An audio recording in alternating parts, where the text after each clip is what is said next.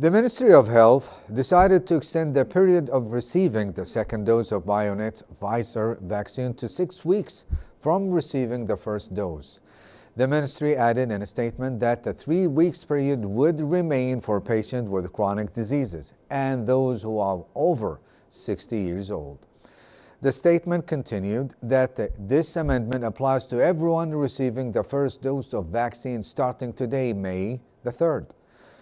The ministry also decided to administrate the second dose of the Oxford vaccine in period ranging from 3 to 4 months from the first dose due to the delay of the manufacturers in exporting the vaccine.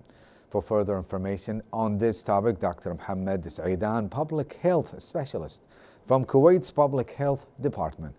Good afternoon, doctor, and thank you so much for being with us on the air. Good afternoon. Thank you for having me. Pleasure.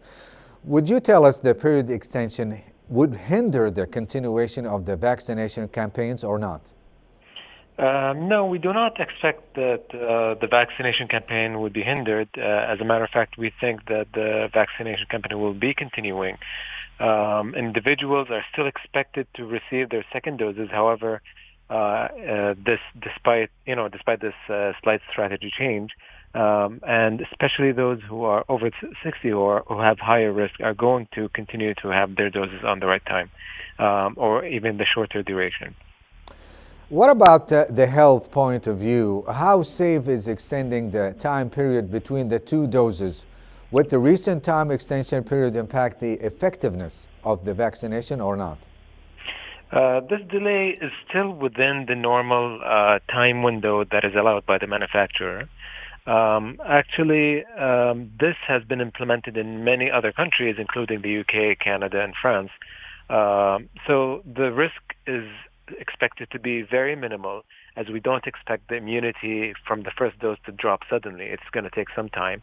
So we don't expect any significant health risks. If there were potential delays in the vaccine supplies from the manufacturers, would the Ministry of Health, do you think that is going to handle the delay perfectly or not? The Ministry of Health we have teams that have been working very hard on ensuring supplies of different vaccines. So we're sure that our teams are still going to work hard on securing vaccines from different manufacturers, different manufacturing lines, different types of vaccines. We are still working hard on that, and we're trying to make sure that we have a constant supply of vaccines available. And this is what we've been successful with since day one, as we've made them available. Dr. Seadan, in conclusion, what would you say to help reassure the people, especially that some people exploiting these recent decisions to create rumors that may hinder people from receiving the COVID-19 vaccine? Most of these rumors are not based on any scientific facts. And as a matter of fact, our COVID vaccine teams are a group of experts and professionals who have been looking at all the clinical data, all the evidence, and we have been looking at all the international practices. And all these decisions are made based on fact. Therefore, I think it's very important not to listen to any social media sources or any sources of information that are not official, and it's very important that you stick to official sources.